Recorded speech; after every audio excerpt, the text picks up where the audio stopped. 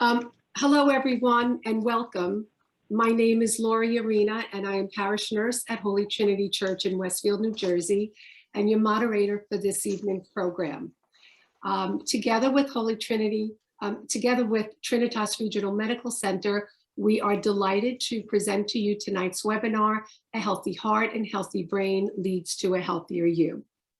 There's an amazing connection between the heart and the brain, and risk factors that affect your heart health also affect your brain health. And when they're in sync with one another, it leads to a healthier you, better bodily functions, as well as quality of life. So tonight we have 3 presentations from 3 experts in their fields who will talk to you about ways to achieve a healthier cardiac function as well as cognitive function.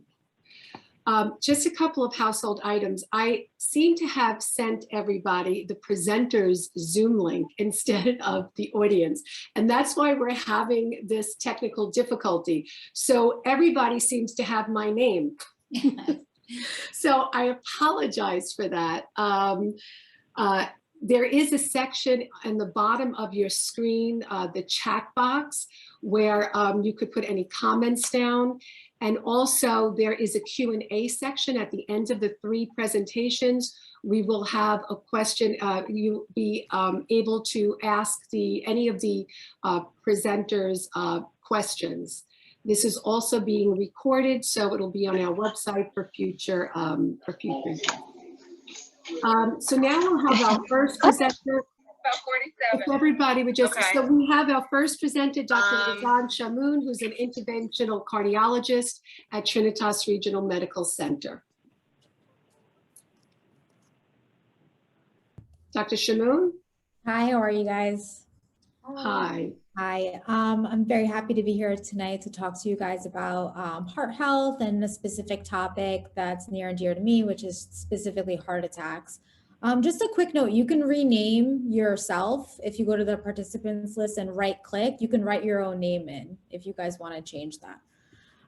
So I'm just going to go ahead and share my presentation.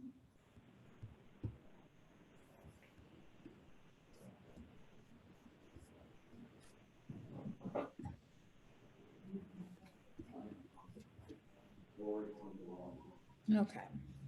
And can everyone see the screen? Okay. So tonight I'll be talking to you about heart attacks. We'll talk about specifically the risk factors to cause them, the actual way they present, and what the mechanism behind them is, and how we treat them. So just a little background, heart attacks are the most severe manifestation of coronary artery disease.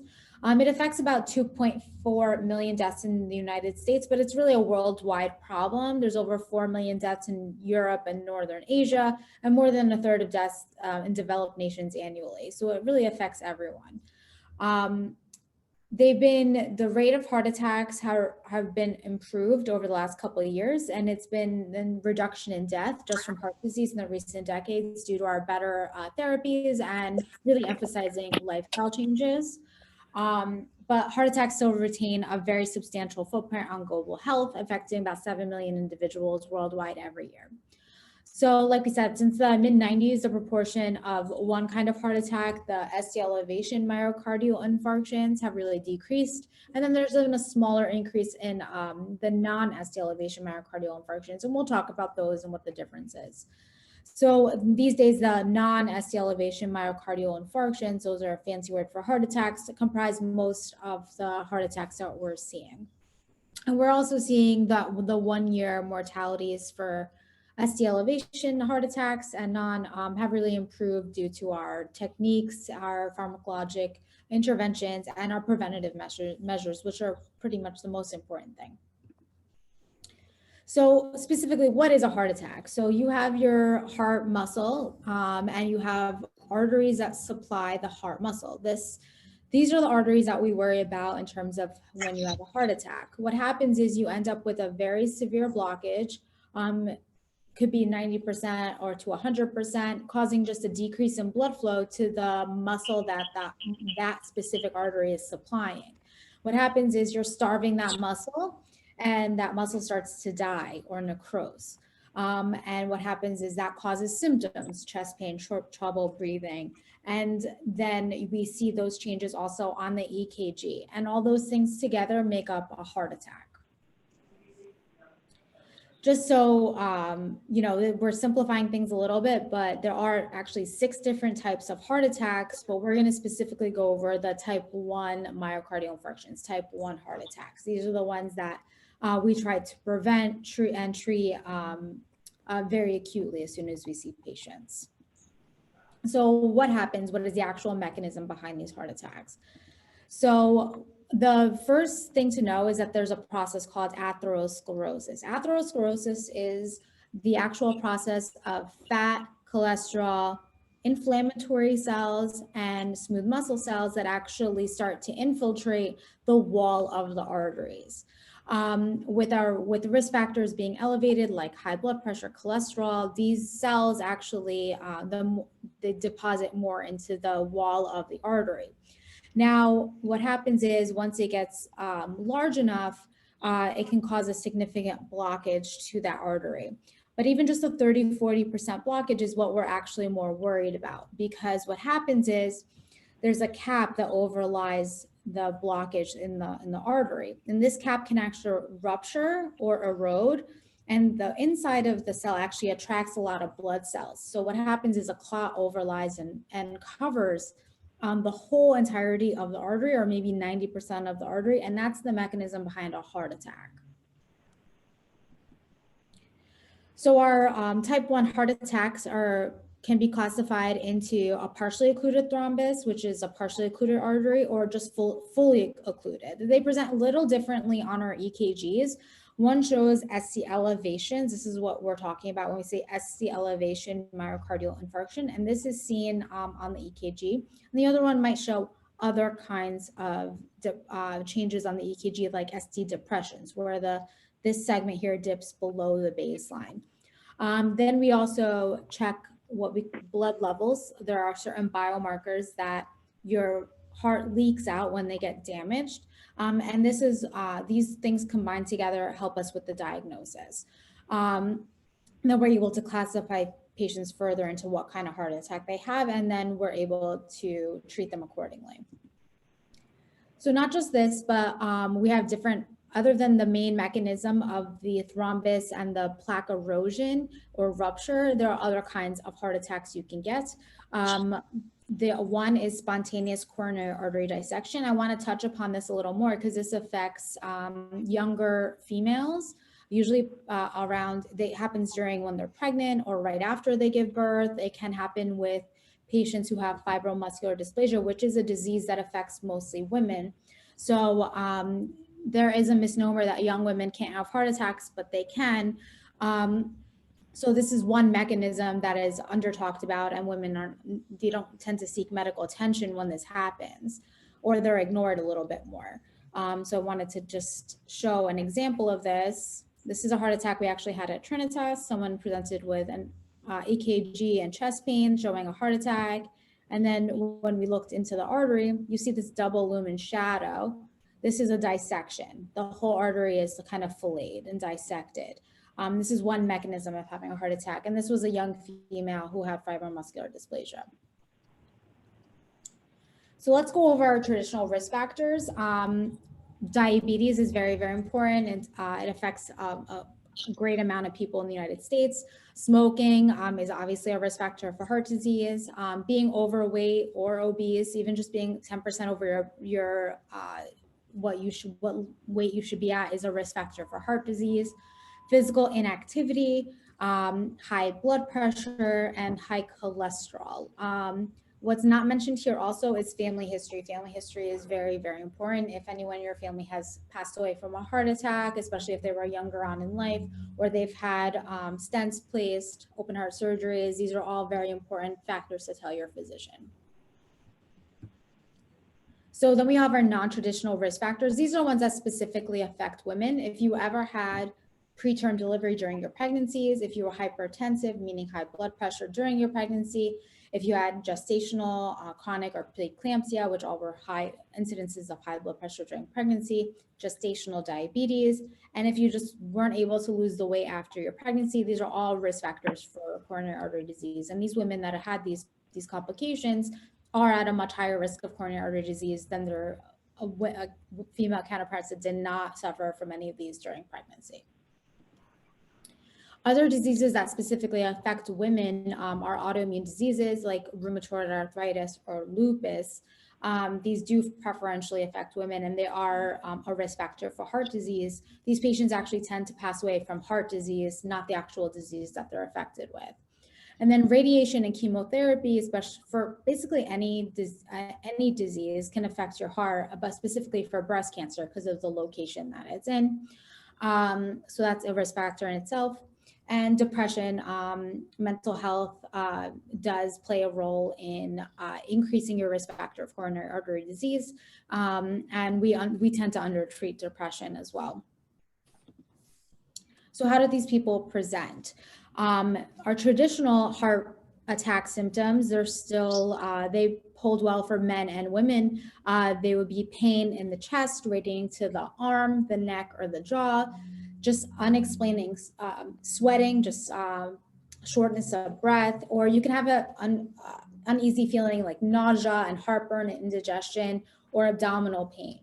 Women tend to have these symptoms, but they also can present with just dizziness, an uncomfortable feeling in their back, an indigestion type pain, or just fatigue, an unexplained fatigue. These are all signs of coronary disease. So this is also just the symptoms that specifically affect women a little more than men, but still most commonly the sign that most people have is chest pain for men and women. So why it's important to know your symptoms is because when you're having a heart attack, time is muscle. The longer you go without that artery being opened up, either through medication or our interventions that we do, the more time we're starving that muscle and more of that muscle will die. And that leads to deterioration in heart function and increase in risk of death. So really the golden period to fix the artery or seek medical attention is when, or institute that therapy is in with the first 90 minutes. It's really crucial. So how do we diagnose everyone? The first thing you should do if someone's having chest pain is do an EKG. It's electrocardiogram. We're able to tell the electricity of the heart, and we'll be able to tell very quickly if someone's having if they're having a heart attack and what kind. Taking a history, seeing what exactly happened, what your symptoms are. We do a physical exam, of course, looking for any signs of heart disease. And then we run our lab values specifically for the heart. We check cholesterol, but we check those enzymes that we were talking about that are released when muscle is damaged. And then we're able to also do imaging, either cardiac catheterization, echocardiogram, or chest x-ray. And we're also able to risk stratify patients based on what we call a TIMI score or GRACE score. So we're able to decide if the person presenting with the symptoms is low, intermediate, or high risk, and then we can stratify the therapy based on that. So when someone's having a heart attack, what do we do exactly? First of all, we definitely give medications. We give medications called antiplatelets. That's your aspirin and a few other medications. They interfere with the blood clotting mechanism themselves, so hopefully doesn't worsen the thrombus or the blood clot that's actually going on at that moment. Anticoagulation, which also works as a blood thinning mechanism to counteract that effect of the clotting. We give cholesterol medications. The cholesterol medications are obviously to reduce cholesterol, but they also lower those inflammatory cells that we were talking about that are in the wall of the artery themselves. Beta blockers are a class of medication we give to everyone who has or had a heart attack, helps with keeping that heart muscle strong after a heart attack. And obviously we'll give oxygen if the person requires it. And nitrates are a class of medication for symptoms. They help relieve chest pain. So when someone's having a heart attack, it's really important to open up the artery. And how do we do that? We do something called a cardiac catheterization. We go in from the femoral artery or the radial artery in the wrist or in the groin, and we're able to access the arteries around the heart. So this is an example of someone who had an ST elevation myocardial infarction. So they were having a heart attack, presented with chest pain, and on their EKG here, they have what we call tombstoning, where the ST segments are very high. This is a sign of 100% occluded right coronary artery. So we were able to inject the artery, and we see here there's a stump. This is 100% blockage. So this whole artery has been occluded from that blockage. So after we intervened and put in a stent, we were able to open up the whole artery. And so this whole muscle was not being supplied with blood and was basically starving. So once that artery was opened up, we were able to resume blood flow, and the patient improved vastly. So this is just, for the sake of time, we won't go over it, but we're able to risk stratify patients when they should get this cardiac catheterization, early, late, later, if they didn't have, they presented with a second type of heart attack where they don't have those coving of the EKG. They will still probably need to have a cardiac catheterization, but we decide based on the scores what time of the intervention is necessary. And obviously we still use the same medications that we used previously. So what's important is to get to the hospital as quick as possible when you're having chest pain or symptoms and you think you're having a heart attack, because we want to prevent these complications. These complications from a heart attack normally happen when someone presents much later. One is arrhythmias. Deadly arrhythmias can happen in the heart when the muscle, too much of the muscle dies. It becomes a haven for those bad arrhythmias to come out. You can also get heart blocks with certain kinds of heart attacks where your heart rate gets very, very low, and then your blood pressure will dip, and you probably need a pacemaker at that point, at least a temporary one, until the artery is fixed. Cardiogenic shock, that's when patients' heart muscle has died significantly, and that means that they're no longer able to supply blood flow to the rest of the body, and you end up with a very low blood pressure that needs medications. These people usually end up on a ventilator, and it's a very poor outcome.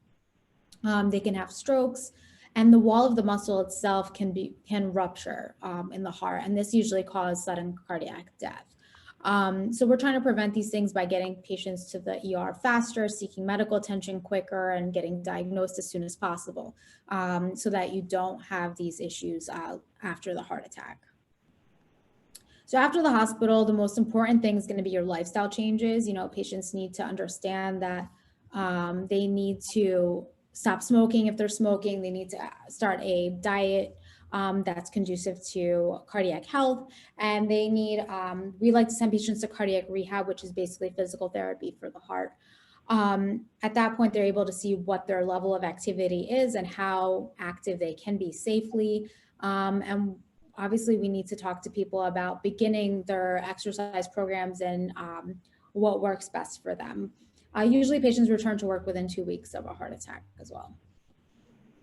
And your medications are really going to be your most important thing other than your lifestyle changes, because these are what's going to make your heart muscle stronger again after a heart attack, keep the stent open if you had one placed, and prevent heart attacks in the future. Because once you have coronary artery disease, it's a disease for life, unfortunately, but we're able to at least stabilize those blockages so that they don't cause what we call the rupture or erosion that would cause the major heart attack. So we have our cholesterol lowering medications. This is important for your doctor to regularly check your lipid panels, your cholesterol, to see where your numbers are, because we like to target certain numbers, especially for patients who are higher risk. We give beta blockers and something called ACE inhibitors. Those help with any of the remodeling of the heart after a heart attack. After a heart attack, your muscle kind of, instead of pumping normally like this, the heart tends to actually turn into a globular shape. And we don't, this is what we're trying to avoid by giving these medications so that the heart function stays strong and patients can return to basically a pre-heart attack condition after they've been treated. And last thing that they would possibly need is something called a defibrillator. This is, it looks like a pacemaker. It's a lead that gets placed into the heart to shock your heart if you go into a very bad rhythm. This is only done for patients whose heart, after a heart attack, after 40 days after a heart attack, we check their heart function. And if their heart function doesn't strengthen, then they're recommended to have a defibrillator, because this is life-changing. Because at that point, a lot of the heart muscles died and you're more prone to having an arrhythmia that could kill you. So that's why it's important to also follow up with your doctor after. So that's pretty much an overview on heart attacks. And if you have any questions, please let me know. Thank you, Dr. Shamoon. We're going to have all the questions at the end of the presentation. So thank you so much, and welcome everybody else who has joined us. I apologize once again for the confusion, but I think we're back on track. So now we're going to hear from Alicia O'Connor, who is a clinician and research liaison at the Cognitive and Research Center of New Jersey. Alicia. Okay. So just short information, I did send some information that I guess is out on a resource link for everyone. I am a clinical social worker. I work at the Cognitive Research Center of New Jersey. We are located in Springfield, and we work with individuals with cognitive impairments or concerns of cognitive impairments, and we provide research opportunities. We work with clinical trials. And we always have free memory screens for individuals that are interested. So I can always reach out to us to get more information. But today I'm here to talk about healthy brain aging. So I thought it would be good first to discuss kind of what normal aging of the brain is. So, you know, as we age, things change in our brain for all of us. Some changes in thinking are common. It's normal for us to walk upstairs, to go into a room and forget why we're there, and then go, you know, what did I come up here for? And then the key difference is, can you retrace your steps? Can you go downstairs and think about it and go back? But those changes that occur as we age are normal. It's normal to have difficulty finding words or recalling names, as well as multitasking. We can still multitask as we age. We just really want to make sure maybe we can't do as many things as we used to, and we just might need to slow down a little bit. And in fact, our brain mass does shrink as we age. These are just typical things that occur for a healthy brain and as we age. It's important to note that dementia is not part of normal aging. It's not expected that everyone will get dementia. And in fact, the National Institute of Health does show research that older adults still learn new things. We can still create new memories, improve our vocabulary and language skills. So we like to discuss 8 pillars of brain health. And I think what's great about tonight's presentation is there is a lot of overlap between cardiac and nutrition. So it really kind of encompasses that whole body. So hopefully today everybody can walk away for one little piece that maybe they can change. So I did also send a link for resources that show those 8 pillars, and you're always welcome to reach out for more information if you want. But the first pillar of brain health we like to talk about is staying active, and we just heard how it's good for our heart. Well, it's also really good for our brain. That blood flow that goes through our heart also goes through our brain. So research does show that correlation between physical activity and brain health. So something as simple as maybe just increasing where you're at 3 days a week for 30 to 40 minutes could really increase your brain health also. Activity does in fact give us more energy. It helps us sleep better and improves our strength and balance as we age. I think the most important thing if you're thinking about staying active is to really try and focus on what you enjoy and try something new. Some of these things have been very challenging for us over the last 2 years, and we might be out of our typical routines. So maybe try something simple like chair yoga, or try and go outside for a walk. Maybe you used to go to a gym and can't do that anymore. You haven't been because of the last 2 years with COVID. But something simple as the spring's coming, to garden more, any kind of activity that really can increase your heart rate, you know, is not only good for your heart, but it's good for your brain. A little bit about the eating well. It's our second pillar of brain health. And I know you're going to hear a lot more about nutrition later, but it can be individualized for different people. But if you're looking for specifically for brain health diets, research has shown that the Mediterranean diet and the MIND diet are good for our brain health.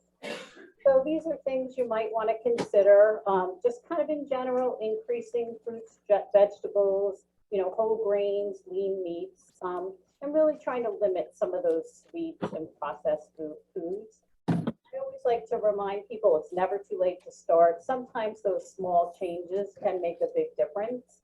And I will just make a short note because we often hear a lot of questions about all these supplements we see on TV. So just as a reminder, supplements are not FDA approved, so we just don't know from a research perspective what in fact are in all these supplements. So I do always just suggest to people to speak to your doctors about it. And so I'm sure our nutritionist will go into a lot more great information about eating well. So the next pillar of brain health is actually sleep. Sleep is very important for our brain health. We really need to make sleep a priority and to get good quality sleep. So not getting enough sleep can in fact impair our ability to think clearly, to multitask, and it does affect our memory and thinking. You might just think about it, if you don't get a good night's sleep the next day, you really just don't feel well. It's challenging to engage, you have a hard time focusing. So on a continuous basis, you can really just imagine how it does in fact impact your memory. So we need that sleep to, you know, obviously have a good brain health. So just some real short tips I kind of wanted to remind people. You know, first we want to try those non-pharmacological things like turning our devices off, making sure our phones aren't next to the bed if they're disrupting us, limiting caffeine and alcohol before bed. If we are feeling very stressed and anxious, perhaps trying like a meditation app or prayer or music before bed to relax. Check the temperature in the room. Sometimes something as simple as having a too hot or too cold a room can really impact how we sleep. But it is important if you are having chronic sleep problems to talk to a doctor because, again, it does impact your brain health. There are sleep studies that people could do, and oftentimes individuals could need a CPAP or something to get a better quality sleep. If the CPAP machine is recommended, you know, we just want to make sure that's something that people can use, and again, to follow up with your doctors as needed because it's important. So the next pillar of brain health is exercising your brain. Just like we need to exercise our body, your brain is another muscle that needs a form of exercise. So we like to remind people, try and learn something new every day. At any point in our life, we can learn something new. Something simple as, you know, whether it's through crossword puzzles or word search or Sudoku, maybe take a class online, volunteer with a new group. But we want to keep those neurons and those connections going, especially through COVID or as we retire, as we have changes in life. We want to make sure, just like our body isn't sedentary, neither is our brain. I always like to remind people we're lucky to live in a time when we have these adaptive devices that can help us, you know, with exercising our brain as well as with engagement. So it's great to use those hearing amplifiers, whether it's for having a conversation with individuals or for taking a class online, or even listening to an audiobook or a movie, because you can really learn more information if you can hear what's actually being said. Similar, make sure we have our prescription eyeglasses if needed, and we get our hearing checked along the way. There are great things out there, even at the dollar store. You can pick up large print items with word search or, you know, with books, and they have magnifying glasses. So anything you can use to keep your exercise in your brain and keep engaged is good for your overall brain health. Our next pillar of brain health is social connections. So this is something that the last 2 years as COVID really has impacted many of us in great ways. But connecting with family and friends is very important for our brain health. Things like isolation and depression really do impact our memory, and studies do show that increased social activity are linked to lower cognitive decline. So some simple tips for better communication, if needed, really schedule time to meet with your family and friends. And if we can't meet with them in person, even Zoom or scheduled phone calls is beneficial. Maybe possible join a new club, whether again in person, online, whatever that would work for you, but kind of be involved with other individuals. And I think the most important thing is to ask for support if you need it. If we are struggling with depression and anxiety, it does impact our memory, and often it's a vicious cycle. Something as simple as if you're trying to, say, listen to a story or learn something new, if your mood isn't in the right place, it's going to be hard to focus on that and it's hard to remember that. So it's kind of a vicious cycle. So we want to make sure that if we are having any feelings of isolation and depression and anxiety or any mood symptoms, that we do treat those and get support for them, as well as whether the support is through a doctor or a therapist. If we're taking medications, make sure that they're effective and we take them as prescribed. Excuse me. The next pillar of brain health, which is similar, is stress. We're all under stress at different times, but chronic stress has been shown to damage the brain and cause problems with learning and memory. So again, stress works for different people in different ways, but we need to find what works for us individual. So here's some simple tips that maybe you can try if you haven't thought of. Meditation is a great way to reduce stress. There are apps on the phone, many free ones, for example, that you can try. There's also classes at different times.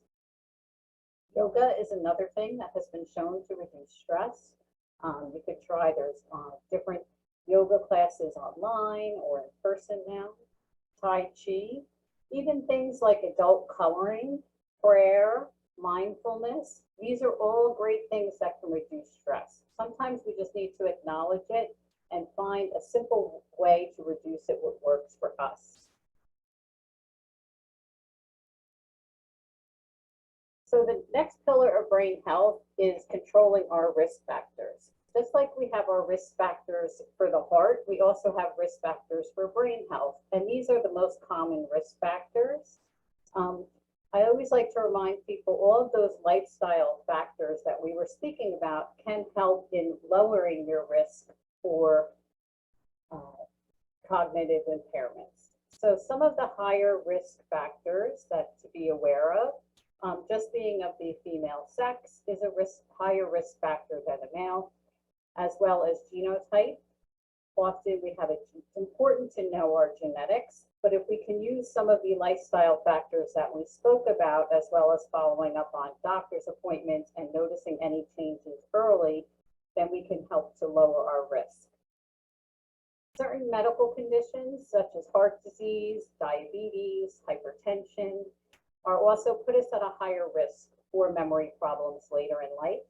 So we want to do what we can to lower those risks. Just as Dr. Shamoon recommended, exercise is a great way that can help us lower our risk for some of those things. I do like to remind people also that when you are trying to lower your risk, we want to make sure we follow up on our doctor's appointments and all the medications that we need to take for any type of medical conditions, making sure that they're effective and that we really do take them as prescribed by the doctors. So one of the important things, there are changes, as I mentioned, that are normal to occur. And we often get questions, when should I be concerned about my brain health? I'm trying, to incorporate as many lifestyle factors as I can. What's important?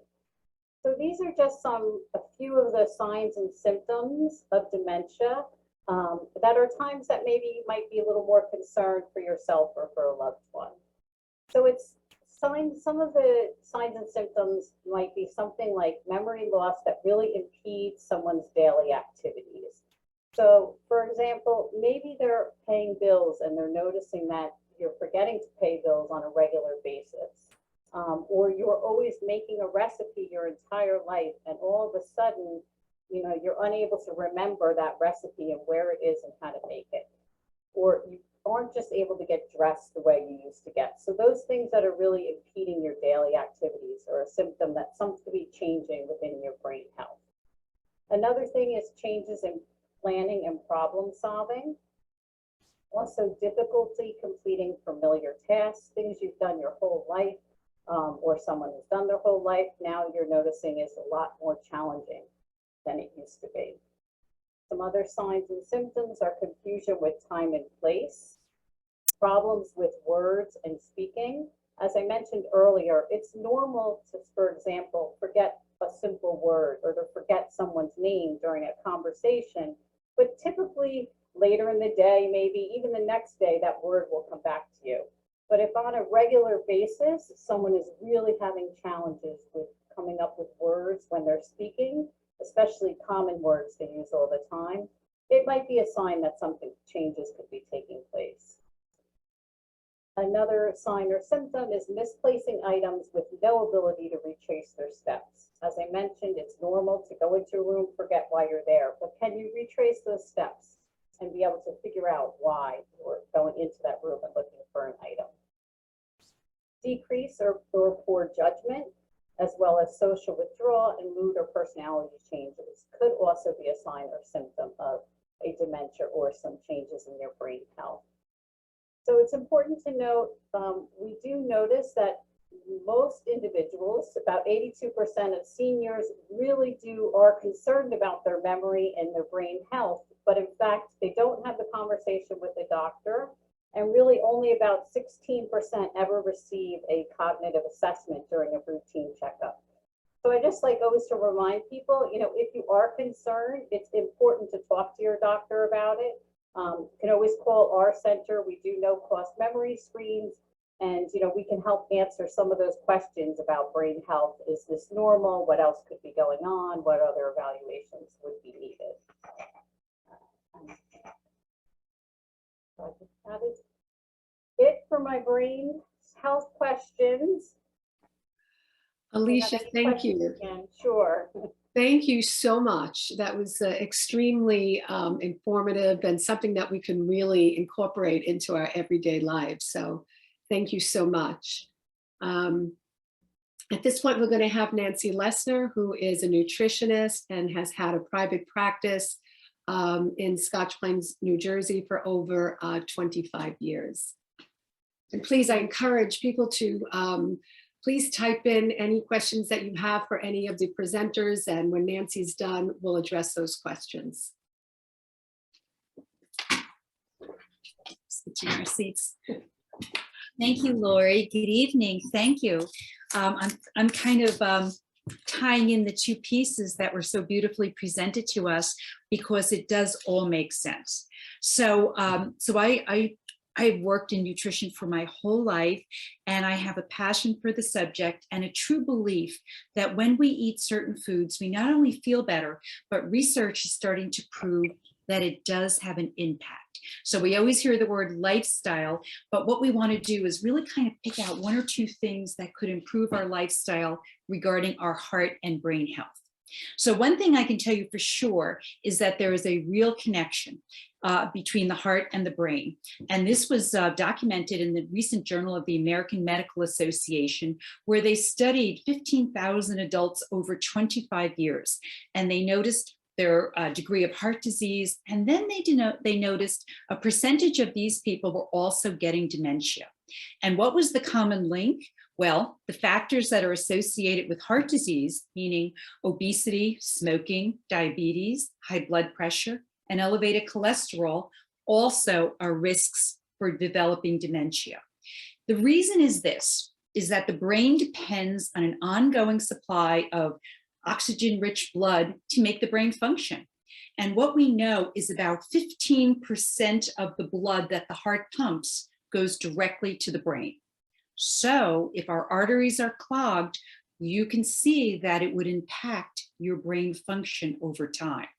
So the cure for improving your heart health and your brain health is looking at a few elemental pieces of the diet. So one of the things that was just referenced for us is there's very exciting new research. So many people are living longer. And the one thing we haven't quite cured with medication yet is dementia, Alzheimer's, and cognitive decline. There's not an actual pill for that yet. But what we've come to realize is that there's a couple of interventional dietary changes we can do that will help us. So what I'm going to talk about tonight is what was referenced before called the MIND diet. The acronym MIND is the Mediterranean Diet Intervention for Neurodegenerative Delay, acronym MIND. So essentially what this does is it combines the Mediterranean diet and the DASH diet. And those are two well-known and proven diets that have been used by cardiologists for quite some time in helping heart disease. The Mediterranean diet is definitely A+ for a coronary prevention and really recovery type of diet.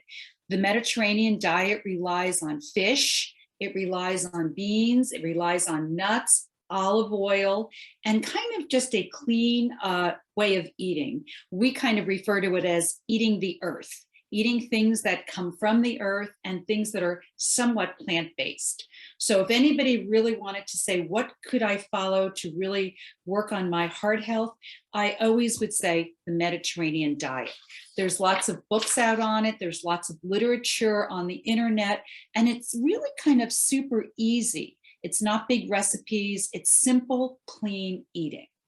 The other diet is known as the DASH diet, and that has been for people who were diagnosed with hypertension or high blood pressure. And the DASH diet, DASH, is the acronym for the Dietary Approaches to Stop Hypertension. And it was originally designed to lower blood pressure.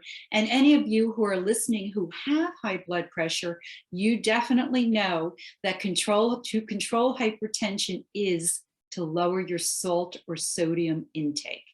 The DASH diet relies on some clean eating, less processed food, and putting away the salt shaker. So once we lower the salt in our diet, we do lower hypertension. That sometimes is hard for people because we've come to realize that all the processed food that is up and down the aisles of the supermarket is loaded with sodium. So I always say to my clients, if we avoid the aisles and go on the perimeter of the supermarket, we're going to get our fruits and vegetables and proteins and low-fat dairy, and that's going to be the better choices to lower your blood pressure. So those are very well-defined, clinically proven, good diets. But the exciting thing that I want to talk to you tonight is that the MIND diet combines the elements of both with some proven research that certain elements in particular foods actually improve cognitive health. So they took this idea and they studied it on people, and they had a whole long study, and it was developed somewhere around 2014 at Rush University Medical Center. And they kind of put together a study, and they followed these people, and they put some of them on the Mediterranean diet, some of them on the DASH diet, and then some of them on the MIND diet. And they really saw that there were some key elements in the MIND diet that mattered. So I'm going to put this whole piece is going to be on the website after this, so you can download it and see the elements of these diets.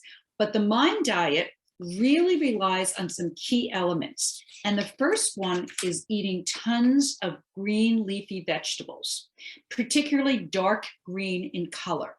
And the reason is that those particular vegetables have a substance called lutein in them. And that has been proven to sort of sharpen up your cognitive function. So people used to think, oh, I'm going to have a vegetable at dinner, or maybe I'll have a salad at lunch. Well, in the MIND diet, it's encouraging you to have the vegetables on your plate and a salad. Don't be afraid to pile on the veggies. All of that is super good. So one element of the mind diet, increase vegetable consumption. Lunch and dinner, snacking, any way you can increase vegetables. Doesn't just have to be the dark green ones. All vegetables are good, but the lutein is particularly important and found in the dark green vegetables.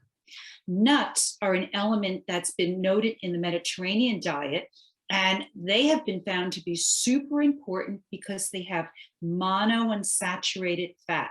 The brain does need some really good fat for it to function, and monounsaturated is the type of fat that does not clog your arteries. That is found in olive oil, nuts, avocado. Those are the heart healthy fats. So in the mind diet, they are recommending that you eat nuts every single day. Now, that doesn't mean a whole bag, because nuts are high in calories, but a portion size. So even 8 to 10 to 12 nuts, walnuts, almonds, super good for your brain. So kind of maybe make little baggies and use them as snacks during the day. It might make you feel good that you're doing that one little thing that could improve your brain health. With regard to fruit, the Mediterranean diet and the DASH diet encourage fruit consumption, but in the MIND diet, they're particularly into berries, strawberries, blackberries, blueberries, raspberries. All of the berries have a real impact on improving cognitive health because they reduce inflammation. What we know is that berries are what we call a low glycemic fruit, meaning they turn to sugar at a slow rate and they contain lower sugar than some of the other fruits. So people who have diabetes want to control their sugar. And we know in the body that sugar is an inflammatory agent. So we want to keep inflammation down for heart health and brain health. And berries are full of antioxidants. So that prevents cellular damage. So when you're thinking of what to buy for fruit, blueberries are exceptional. The dark ones are terrific, the blackberries, and even the raspberries and the strawberries are wonderful. Off season, you can get them in bags in the frozen department. Don't get them with sugar or any of those whatever coatings on them. Just plain berries in the frozen food department are fantastic. Another element in all of the diets, but is really proven to be strong in the MIND diet, are beans and legumes. So thinking of making lentil soup, putting garbanzo beans in your salad. There's even pasta now that's chickpea pasta, and chickpeas are garbanzo beans, and these are known to be super good. They're high in fiber, and they're a big source of what we call B vitamins. And B vitamins are super brain friendly. They help you think clearer. So beans are really, really good. And the MIND diet recommends up to 1 cup of beans every other day. So people who like bean soups at this time of year, that might be a really good way to get a cup of beans in every other day. So beans are important. Whole grains, as we always say, brown bread, brown colored carbs. Lose the white bread, the white rice, the white bagels. The white carbs offer very little in terms of nutrition. And the whole grains really have a lot of fiber, and they help stabilize your blood sugar, and they have all of the nutrition in them. When you download the piece and you'll read it, I have a page that shows you the difference of whole wheat versus white. And it's very strange to think that the wheat is grown so perfectly, but we've ended up stripping off all of the good and the quality nutrition to make white flour, white bread, white products, and they are just stripped of any nutritional value. So try your darndest to try brown rice, whole wheat bagels, whole wheat bread. Go with the thing that says 100% whole wheat, because at least you're getting the most nutrition. And they also do have a high level of B vitamins. Again, super important for your heart and your brain. All of the diets really go high on fish. particularly the fish that are the cold water oily fish, your salmon, your mackerel, your sardines, because they contain the omega-3s. Super, super good for heart and brain health.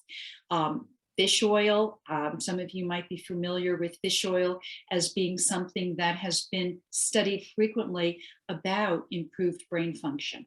So depending on, what your doctor thinks or talking to your doctor, that's something that's really kind of looked at as being important as we age. But fish you want to have at least twice a week if possible. Super good for you. Chicken, poultry, chicken and turkey. You want to go with that 2 to 3 times a week as opposed to red meat. All of these diets get us away from red meat because red meat is saturated fat, and that's the fat that clogs the arteries, contributes to cholesterol. And again, when the arteries get clogged, the blood flow is changed, so our brain cannot function as well.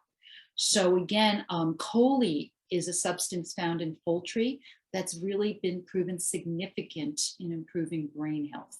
So chicken, turkey, those things are going to work best for you.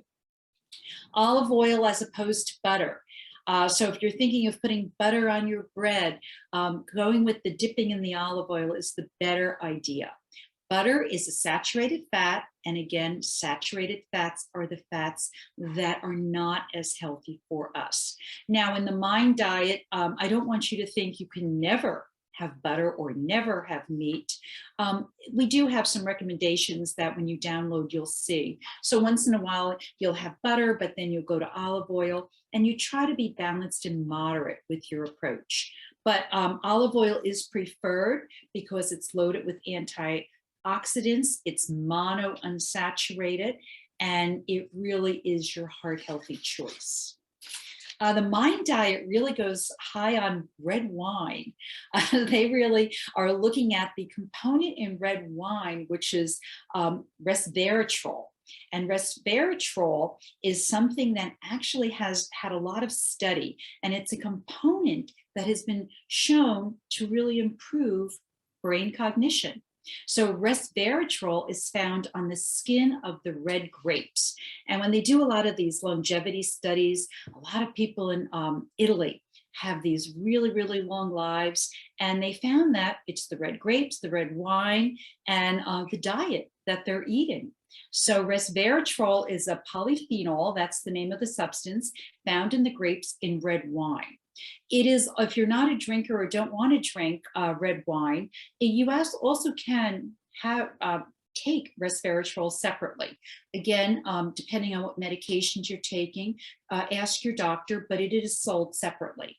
And resveratrol is the component in red wine.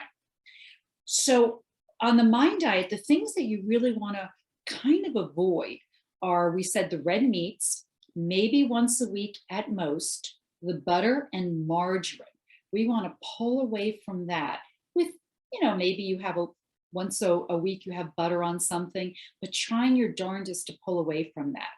The big change in the MIND diet is they're really negative on cheese. In the Mediterranean diet, they allow some various cheeses and low-fat dairy. In the DASH diet, cheese is known to have a lot of sodium, so they pull back on cheese. In the MIND diet, because of the high saturated fat in cheese, they're really looking at limiting cheese. And the thing about cheese is that we sometimes don't realize how much we're eating. If we sit down and have cheese and crackers in the evening, we could be having 600 calories of cheese just like that. So cheese is saturated fat, high in calories. So the MIND diet is looking at pulling back on that. And the other thing on the MIND diet is they've known that sugar is really detrimental in a lot of these problems. So they're looking at really limiting pastries and sweets. We know that sugar, kind of contributes to diabetes, it contributes to obesity, and then obesity contributes to high blood pressure. So it gets the domino effect. What we're looking at with cholesterol and in our brain function is inflammatory agents or inflammation. Cholesterol is considered inflammation, and these plaques that happen in our brain when we're in cognitive decline are considered inflammatory agents. So when we lower the sugar, we lower the inflammation. If anybody has arthritis or even our autoimmune diseases that more and more people are getting diagnosed with, taking away the sugar reduces inflammation across the board. The other thing on the MIND diet to be really aware of avoiding is fried food. The process of frying the food seems to be not a good thing in terms of the way we digest and absorb that type of fat. It's very artery clogging. It is not very healthy for us, our heart, or our brain, or our weight. So really watching how many fried foods we eat. Now, again, it doesn't mean never, but no more than once a week is the recommendation. And finally, we want to just realize that if we wanted to try to change our diet, we don't really need to do everything all at once. And I wouldn't want you to think that you have to snap your finger and become a different person. But when you download this idea of a menu, you can see that you probably can simply do 1 or 2 changes and start to feel good about how you're creating a healthier lifestyle. So things like oatmeal, blueberries, baked chicken, salads, spinach, salmon, brown rice, simple things that you can incorporate every day in one of your food choices would make the difference. So it's an exciting idea. The idea that we can start to really address, our cognitive health. We cannot be afraid of what's going to happen to us when we get older. We can start to make some positive changes, particularly in how we choose to eat. So to me, that's very exciting. And I'm happy to have shared this with you this evening. And I welcome any questions or thoughts you might have about this. Thank you.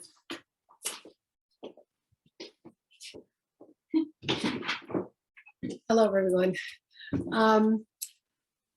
So does anybody have any questions for any of the presenters? Please, I encourage you to ask any questions about relating to Dr. Shamoon's talk, or Alicia's, or Nancy's.